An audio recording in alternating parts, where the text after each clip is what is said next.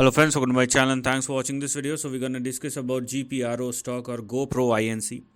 Now this is the price chart and you can clearly see a big breakdown. This is not at all good because the lows of 2019, 2020 from where the big up move has started is now broken down, and with this kind of breakdown this is a start of a fresh downtrend. Okay, so do not have any doubt, even if the stock started moving higher, then also you must have a doubt first of all.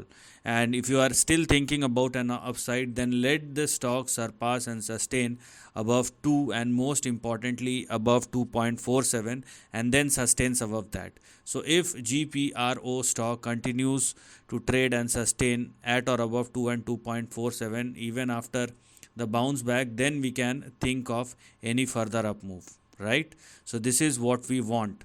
Now, because there is a big trend breakdown or a big breakdown that has happened, which is not at all good, and it has actually changed the overall trend or the course of price movement.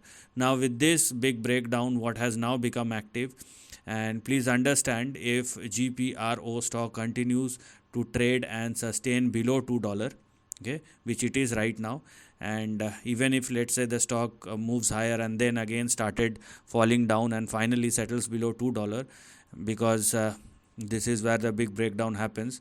So the level or the next big support which we have for GPRO stock will be in between 0.33 and 0.50, so, or 0.53. So this is what has now become active. So you have to be very cautious if you are still very interested in this kind of stock, or at least in this stock, because this big breakdown has actually changed the trend, not only in the short term but also in the intermediate to longer term time frame. So this is the end of the video. Thanks for watching.